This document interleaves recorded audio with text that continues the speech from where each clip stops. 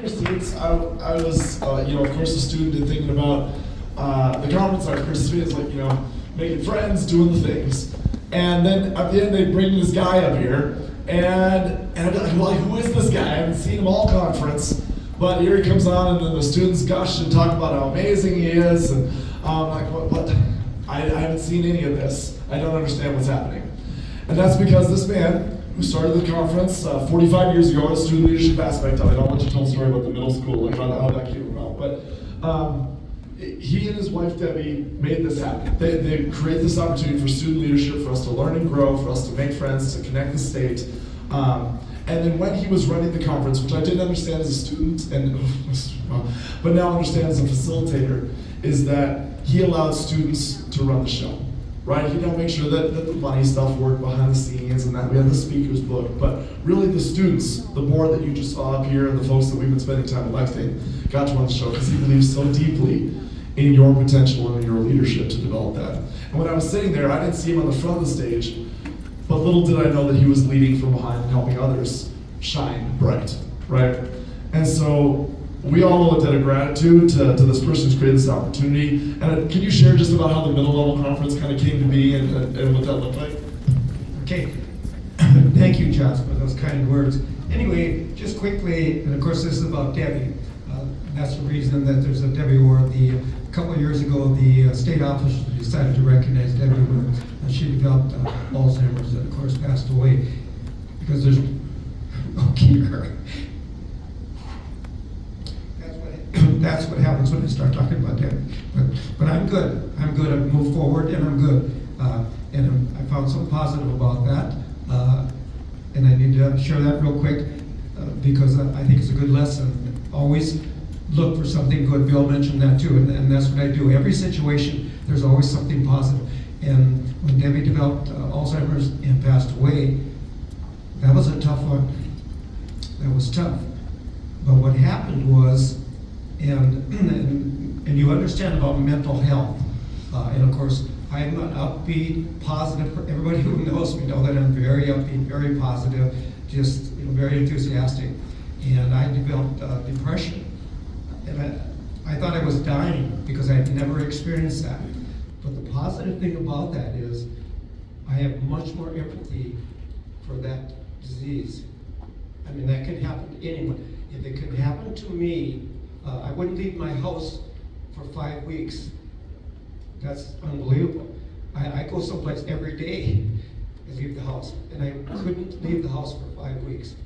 That's how it impacts. And again, I share the journey just to encourage you. If you're suffering from something like that, reach out, because that's the only way I got through it. And the positive part of that is, all of us are wearing Alzheimer's bracelets, and we've spread awareness across the state of North Dakota. We pass all over 20,000 of these bracelets to students and ask them to pass them on to other people. Or if somebody asks you, what's that purple bracelet about? You talk about Alzheimer's awareness.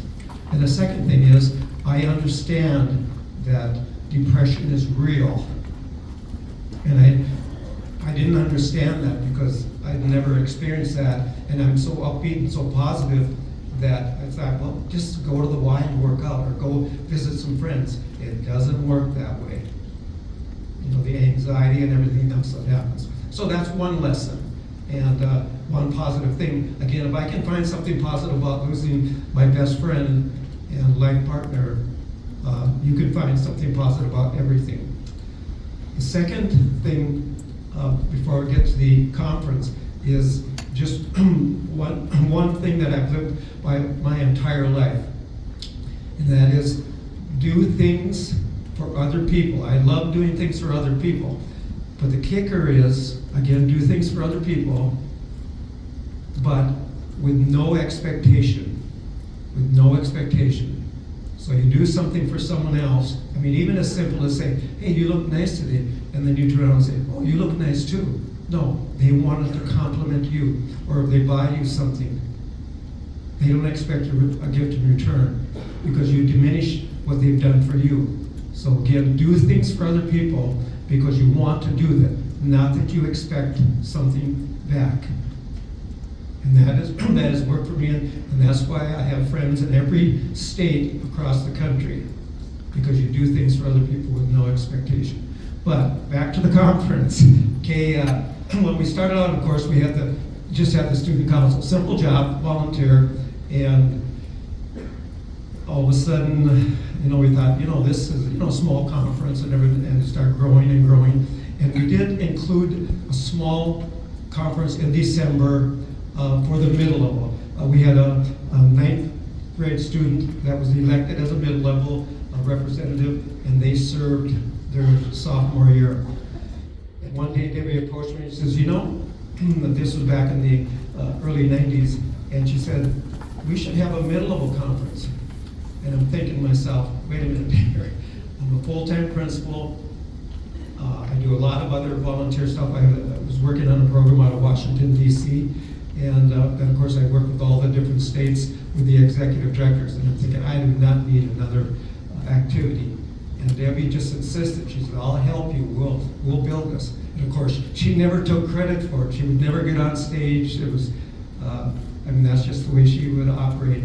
But she said, I will help you. And behind the scenes, she made this happen.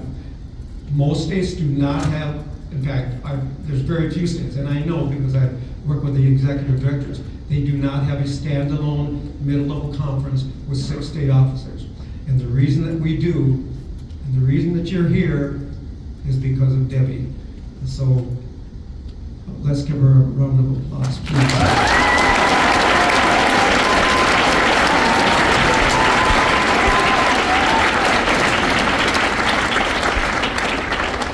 I got a chance to meet Debbie, and she's a very special woman, and they both deserved each other in the best way possible.